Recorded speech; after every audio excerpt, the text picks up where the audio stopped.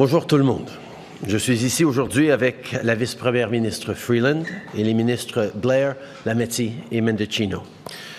Je veux commencer par remercier le commissaire Paul Rouleau et tous les gens qui ont participé et travaillé pour faire aboutir le rapport de la Commission sur l'état d'urgence. We were very clear from the beginning that invoking the Emergencies Act included the launch of a public inquiry to look at how and why we got there. This was an essential step to ensure transparency and accountability. During the inquiry, I welcomed the opportunity to appear and to answer the Commission's questions, as did all my colleagues. The work of the Commission and everyone involved was very important, not only to better understand what happened a year ago, but to have a roadmap going forward for any future government. Today, the Public Order Emergency Commission stated that the very high threshold to invoke the Emergencies Act was met. He found that what we experienced last year was a national emergency that threatened the security of Canadians. Our job as a government is always to keep people safe, and invoking the Emergencies Act was the necessary thing to do to remove the threat and to protect people. We've all been through a lot over these past years. Canadians have been stressed, faced real financial challenges, and lost loved ones. Many people came to Ottawa because they were hurting and wanted to be heard.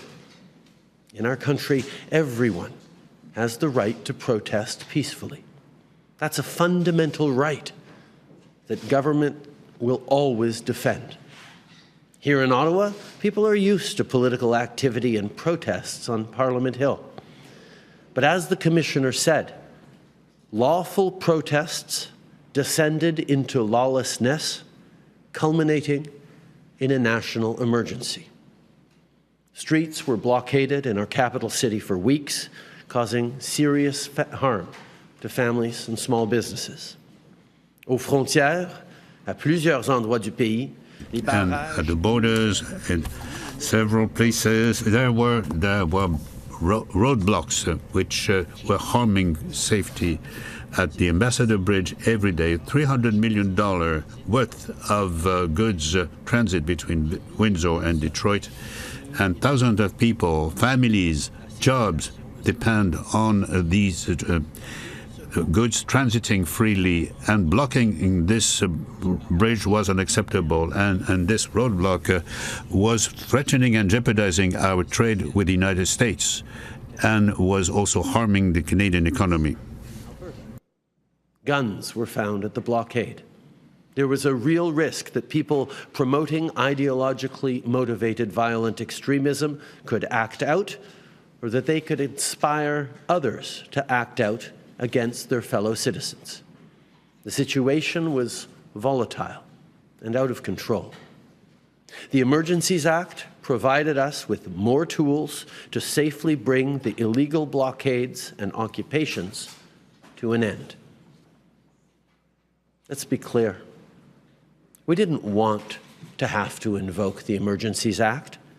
It's a measure of last resort. But the risk to personal safety, the risk to livelihoods, and equally, the risk of people losing faith in the rule of law that upholds our society and our freedoms, those risks were real. Responsible leadership required us to restore peace and order. After listening to dozens of witnesses and studying the necessary documents, the Commission on the Emergency Crisis has decided that last year we were indeed confronted with a national crisis and emergency, and the very high threshold which should be invoked in order to invoke the Emergency Crisis Act had been respected. Such measures should not be made lightly, and we knew that there would be an inquiry commission that would guarantee transparency for Canadians. A comprehensive, objective account of what happened, and it also provides recommendations. Within the next year, our government will issue a comprehensive public response to the Commissioner's recommendations. On est tous d'accord qu'on n'aurait jamais dû en We arriver. all agree that we should never have reached such a tilting point, and we all agree that there are important conclusions to be drawn. Thoughtful work of the Commission, there are lessons for everyone involved, law enforcement agencies, all orders of government, and elected officials. We will take seriously what the Commissioner concludes and what he proposes. Responsible leadership means that we are always striving to do the very best for Canadians, in words and in deeds. Il y a 2 jours, 2 days ago, we were commemorating the Day of the Canadian flag. 58 years ago, we flew the Canadian flag for the first time on Parliament Hill, and I see the symbol of open-mindedness and compassion. we celebrated the fact that 58 years ago, the maple leaf was raised over Parliament Hill for the very first time. When I look at the Canadian flag, I see hope. I see people who work hard every day. I see a country that has overcome tremendous challenges. There's a reason why Canada is one of the most successful democracies in the world. It's because we work at it. It's not always easy. Actually, sometimes it can be pretty hard. But it's worth it. Here in Ottawa, this Parliament, the Senate, the Supreme Court, these are not only old buildings, they're the institutions that protect our rights and freedoms. This is something we must all continue to care for and defend. Not just governments, not just elected leaders, but all Canadians. Our democracy is the responsibility of all of us together. A healthy democracy is always going to make us stronger, especially in this moment of change and global uncertainty. So let's be there for one another. Let's listen to and respect each other, even if we don't always agree. And let's continue to build a better future for all Canadians. Merci beaucoup. Thank you so much. Premier ministre, we have 25 minutes for questions from media. Nous avons 25 minutes pour les questions des médias. On va commencer avec CTV News. Kevin Gallagher, à vous la parole. Prime Minister, Kevin Gallagher, CTV National News. So in his report, Judge Rouleau said that all levels of government failed to put political partisanship aside to really cooperate on the emergency or crisis at hand. Prime Minister, what responsibility do you take for that failure? Obviously, the Commissioner did excellent work looking at all the different factors that brought us to a place of emergency, a place where Canada had no choice but to use a rarely never used provision that was created 30 years ago. I think we all have to make sure we are reflecting on what to take away from that. I certainly know that we do better when we all work together. Through the pandemic, different orders of government worked together extremely well to keep Canadians safe. That helped Canadians. We're working together right now on healthcare. That's good for Canadians. During the Emergencies Act, there were certainly things we all could have done more to work together, and we will absolutely be reflecting on those. For my follow-up on the freezing of financial assets, and this is maybe something that also your finance minister can answer as well. In the report, there was, though the freezing of financial assets was described as appropriate and effective, there were concerns, failures, he said, not having a delisting mechanism, for example, for those who have left the protest. That was a failure. Also, joint accounts where maybe one spouse was not involved or connected to the demonstration. So, does the government owe those people who were wrapped up and had their financial assets frozen but were not involved with the protest an apology or compensation?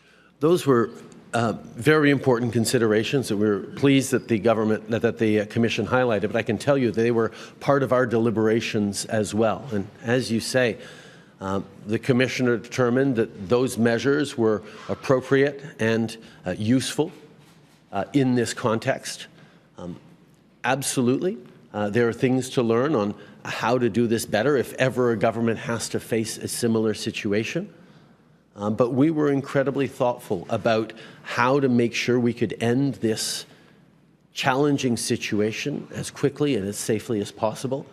And that's where the Commissioner coming out and saying that this was appropriate and effective is a good thing, not just for the government, but for Canadians' confidence that our institutions are able to handle difficult situations. I'm happy to turn to the Deputy Prime Minister. Oh, and I get a stool too. Okay. Yeah, so look, when it comes to the financial measures, I think the most important thing to start with is, as the Prime Minister just said, Justice Rouleau's conclusion, which was, and I'm going to read it, it was a powerful tool to discourage participation and to incentivize protesters to leave. I am satisfied that it played a meaningful role in shrinking the footprint of the protests and in doing so made a meaningful contribution to resolving the public order emergency. That is his broad conclusion on the economic measures. It's what we believed at the time, and I'm really glad that having looked at this so carefully, Justice Rouleau agrees. I would also add that what was so important for us in putting in place these economic measures was our overriding objective, of course, was to end the illegal blockades and occupation. It was to do so without violence, without anyone being hurt. And the economic measures were a tool that really helped make that happen. On the specific question about unfreezing accounts, Justice Rouleau also points out a couple of things.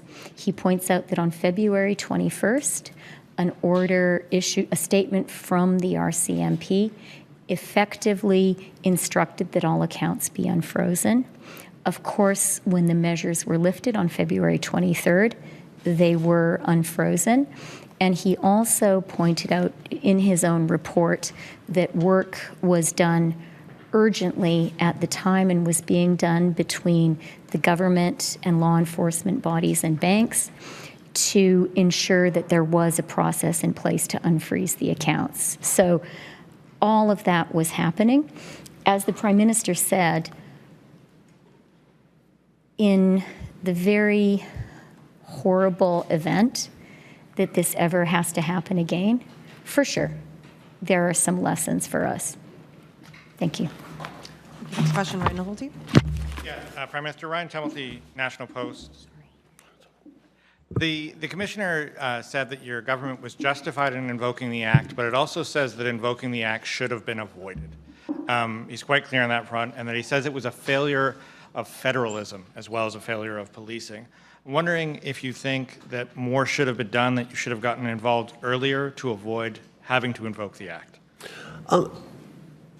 Obviously, it took failures. It took systems that weren't able to solve a situation that ideally would have been able to solve by a robust set of institutions and principles like we have in Canada, that we would need to invoke an Emergencies Act. It is unfortunate. It was undesirable. We didn't want to do it. But we'd gotten to a place where there was no other choice to keep Canadians safe, we felt, than to do this, and that's what we did. And indeed, the Commissioner found that, yes, we met that very high bar. There should be a very high bar for invoking the Emergencies Act, and we hit that. In looking at all the lessons to be learned so that we don't have to hit that high bar again, so that we can deal with situations of emergency, there are many lessons. And obviously, as a federal government, we will continue to do everything we can to work collaboratively across orders of government with partners in the provinces and territories, work with municipalities, and make sure we are able to deal with the challenges that are coming at us. I think there are reflections for other orders of government as well as what they can draw from this Commissioner's report, and I certainly recommend all of my fellow First Ministers to read this report carefully. The Commissioner also suggested in his recommendations that the Emergencies Act should be rewritten in some very key areas. I'm wondering, you talked about reviewing it, but is your government committed to rewriting the Act, at least in some fashion? I think we all were very, very aware that this was an act that was written 30 years ago, and I do appreciate that the Commissioner praised quite highly the parliamentarians and the government of the day 30 years ago that put together an act that has a level of accountability and transparency, like having a full public inquiry on invocation of the act. I think it's a credit to the work that those parliamentarians did 30 years ago. But obviously, there are things that need to change in it. The first one, it didn't even occur to us when we were sitting down to meet the premiers that we wouldn't include the territorial premiers. But that's not written into the Act, that you have to include the premiers of the territories. Obviously, that should be included in the Act. Also, 30 years ago, the understanding of the need for partnership and consultation with Indigenous peoples wasn't as strong. We did some consultation and engagement with Indigenous peoples, but it should be formalized, and we probably should have done more as well. So these are things that absolutely we look to improving as we move forward, as we look at the Act. But we will take the proper time to analyze these recommendations. We know the Commissioner and his team put a lot of work into formulating these recommendations, and we're going to take them very seriously and look at them very carefully before we make too many pronouncements on the changes that we look forward to making with all parliamentarians. Next question, Globe and Mail. Steve Chase with the Globe and Mail. Good afternoon. I would like to change the subject for a minute to the 2021 elections. As reported in the Globe and Mail today, CSIS has evidence that the Chinese government interfered in the 2021 elections. My question for you is, when the government learned of this, why didn't they expel the Chinese government diplomats involved? I have been saying for years, including on the floor of the House of Commons, that China is trying to interfere in our democracy, in the processes in our country, including during our elections. We are aware of this, and I can assure you that our intelligence and security agencies have been working very hard over the past many years to develop more and more tools to counter this, to make sure that our institutions are kept safe. This is not a new phenomenon. This is something that countries around the world have been grappling with for a long time, and Canada is no exception. But what I think is also really important to say is that for the 2019 and for the 2021 elections and for elections going forward, this government created a panel of top civil servants who would lean on all the information provided to them by our security agencies like CSIS to ensure that interference by foreign actors does not affect the running or the outcomes of our elections. And I can emphasize once again that Canada has some of the best and most robust elections in the world, and all Canadians can have total confidence that the outcomes of the 2019 and the 2021 elections were determined by Canadians and Canadians alone at the voting booth. Je l'ai dit bien souvent au cours des I dernières have années, often said in the past few years that China, among other countries is attempting to interfere in our democratic process, in Canada's processes and communities, including our elections. We have been aware of this for years in Canada and in the rest of the world. This is why our security and intelligence agencies are working extremely hard to counter that influence. They do that regularly, especially when it comes to elections. Now, for the 2019 and 2021 elections, and for all elections to come, this government has created a panel of senior officials to monitor the integrity of our elections, to be informed and updated by our security and intelligence agencies like CSIS, to ensure that election processes maintain their integrity. This is why I want to once again reassure Canadians that we have one of the most robust election systems in the world, with full integrity for our elections, and I can tell you unequivocally that the results of the 2019 and 2021 elections were the results voted on by Canadian voters alone. We reported on today, they talk about, for instance, the Consul General in Vancouver bragging about how they defeated two MPs, two Conservative MPs. There are countless examples in there of Chinese state interference. Why did this task force you're talking about not tell Canada anything about this? And what happened to your foreign registry?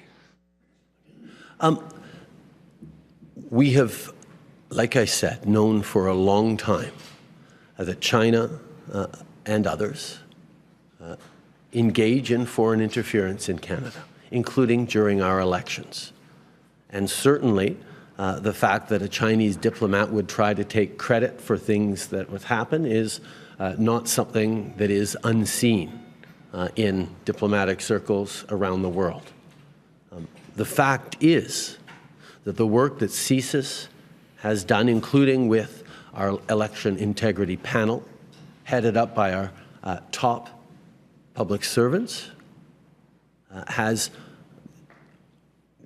will always ensure that any risks to our election or to the integrity of those elections get highlighted to Canadians. Next question. Monsieur Trudeau, vous vous faites rassurant par rapport aux résultats des élections. You're very reassuring on the results of elections, Mr. Trudeau. But what are you saying? What do you have to say about the fact that people at CSIS are leaking secret documents? Isn't there some discomfort within those agencies regarding China? It's certainly a sign that security within CSIS needs to be reviewed, and I'm expecting CSIS to take the issue very seriously. Coming back to Commissioner Rouleau's report, he says that there was a failure of federalism. Do you agree with that? Throughout the process, we saw that there were times when the provinces could have done things differently and worked more cooperatively with the federal governments. There were times when the federal government could have been a better partner to the provinces as well. I believe that there are lessons to be learned for all of us from that report. We will certainly reflect on what we could have and can do better. But I will point out that together we managed to put an end to a situation jeopardizing the security of Canadians in such a way as to protect Canadians' fundamental rights and freedoms. We managed to deal with the situation quickly with temporary, limited and reasonable measures. The in-depth inquiry, transparency, and accountability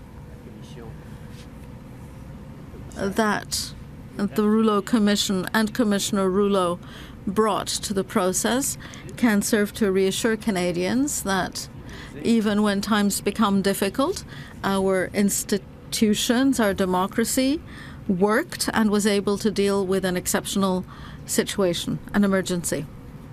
Next question. Do you have any regrets about calling Ottawa protesters a fringe minority?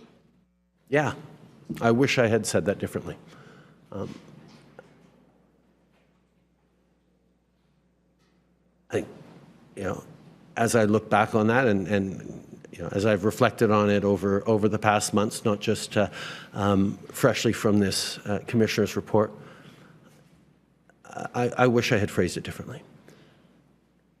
The fact is, there is a very small number of people in this country who deliberately spread misinformation and disinformation that led to Canadians' deaths, that led to excessive hardship in people who believed them.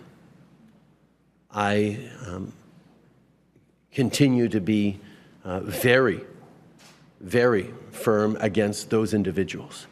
But that is a small subset of people who were just hurting and worried and wanting to be heard. And as much as I tried to emphasize throughout the time that, of course, we're always going to stand up for freedom of speech and freedom to protest peacefully, I wish I hadn't said something that was able to be spread larger. If I had chosen my words a bit careful, a bit more specific, I think things might have been a bit easier. Yeah.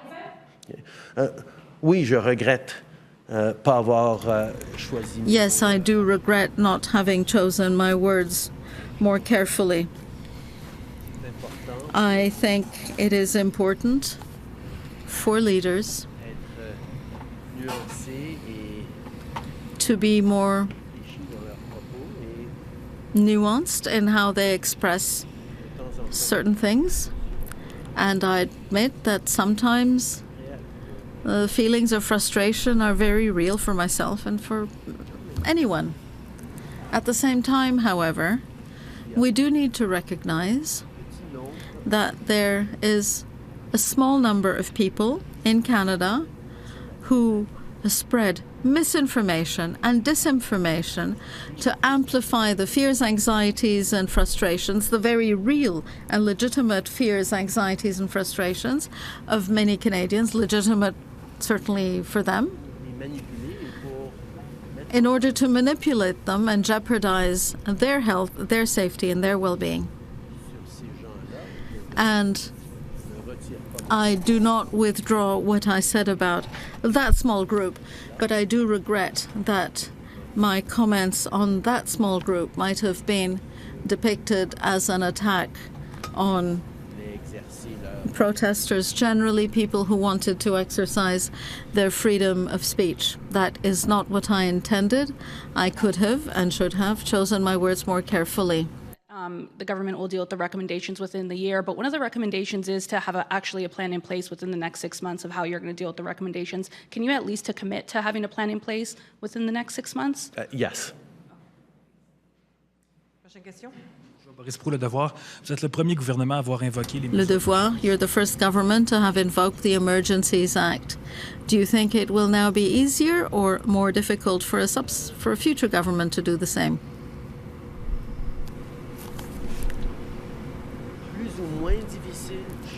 More difficult or less difficult? I don't know, but I do hope it remains very difficult. This is not something that should be done lightly. And I think that's what we have learned from the process, the very excellent recommendations by Commissioner Rouleau, including recommendations to codify what we did in any case because we were trying to do the right thing, will no doubt help a future government face the challenges we did.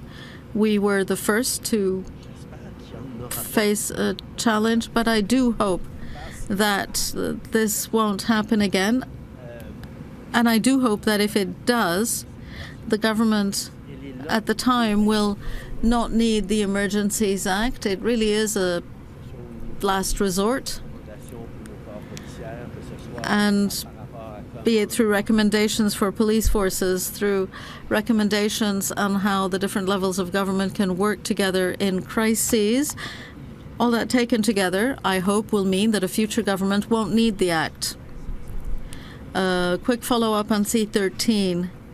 Will you require a line whip for C-13, given that this was a platform promise for the Liberals?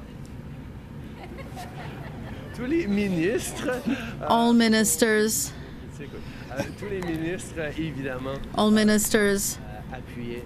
will support C-13 because it is the solution that will make it possible to protect linguistic minorities across Canada. We recognize that we also have responsibility to protect French outside and within Quebec. I also know that some members, like all members, sometimes do, well, like all members do, will want to represent their communities.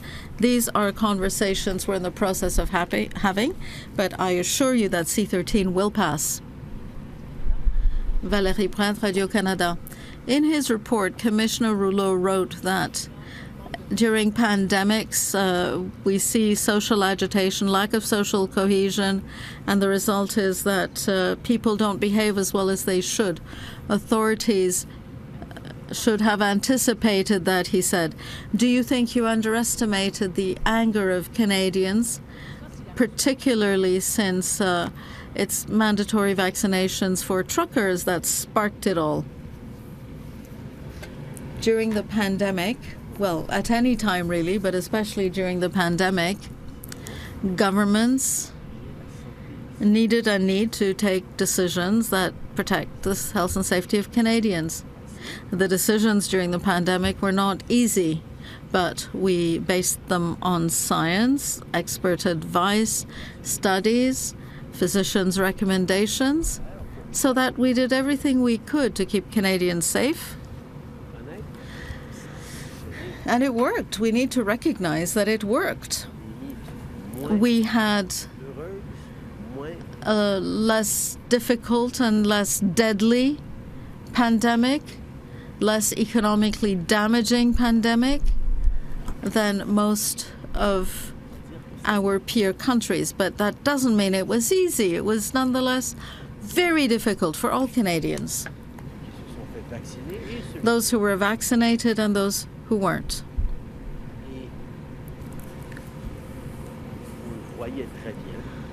We saw full well that some Canadians profoundly disagreed with the measures we put in place. And we tried to deal with that. We tried to find ways of bringing people together. Clearly, we could have and should have done more, so I do take this very seriously. A responsible government must always try, yes, to protect people, but also to bring them together. There are lessons here for the future, but we hope not to have too many pandemics in the future. As for reforming the Emergencies Act, do you have a deadline for that or a calendar? We will carefully look at the recommendations and conclusions of the Rouleau Commission, and we will move responsibly in the year to come. Mr. Trudeau, Mylène Crête, La Presse. Speaking of reforming the Emergencies Act, Justice Rouleau recommended changing the definition of a threat to national security. What do you think of including a national threat to economic security or a threat to the nation's economic security? That is something we discussed within Cabinet significantly. Now, should we include economic issues in the definitions? I do think the Commissioner had a quite reasonable response in his approach. He said that we could and should consider economic issues as contributing to national security issues, but economic concerns would not, in and of themselves, be sufficient to constitute an emergency. So that is one of the things we took into account. We will now engage in a process of reflection to see whether we need to change those aspects of the definition. With regard to the definition used by CSIS, we saw that there was some confusion and lack of clarity in discussions and in analyses surrounding invocation of the Emergencies Act. I therefore think it's quite reasonable to seek to clarify a definition that does that, so that we don't end up with one definition interpreted two different ways. Do you have a message for people who took part in the Freedom Convoy?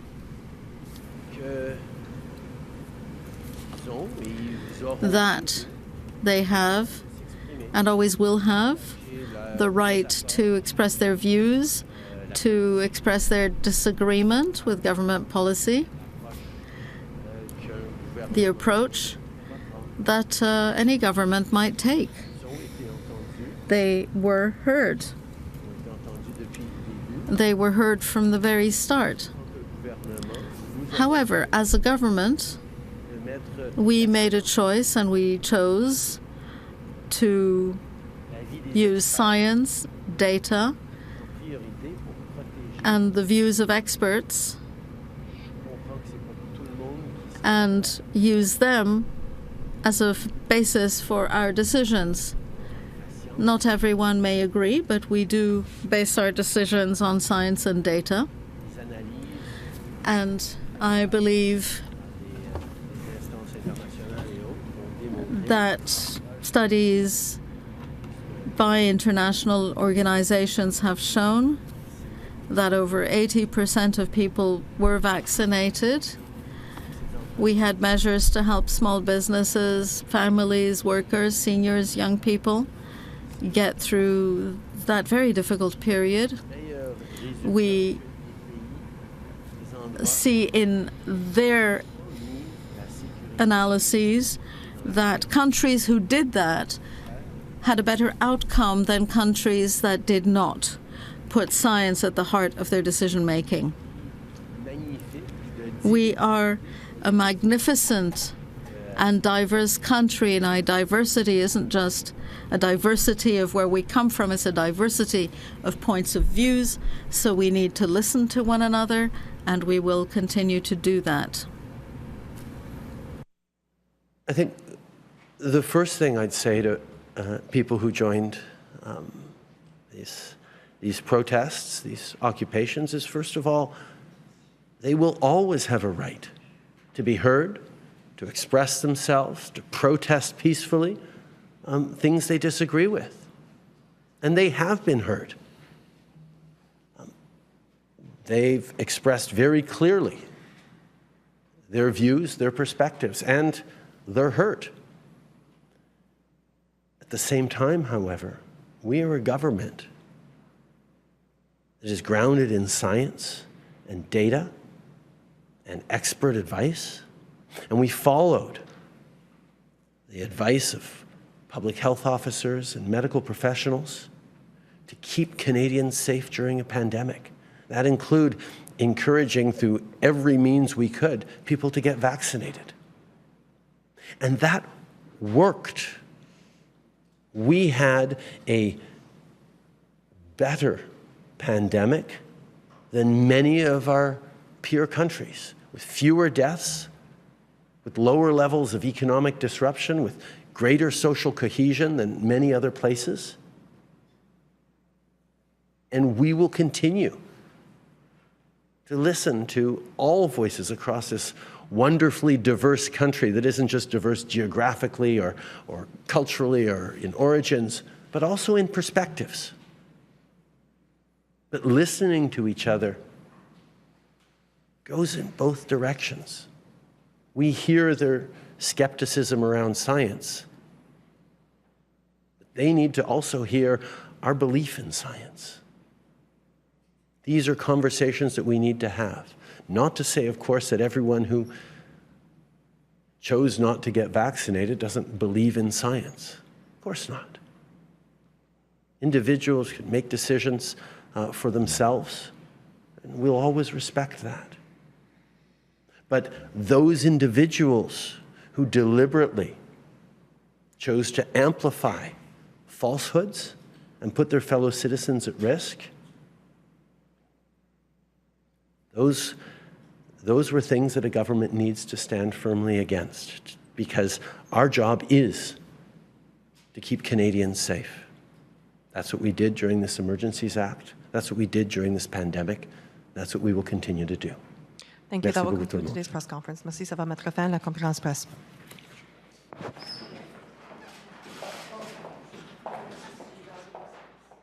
And we have been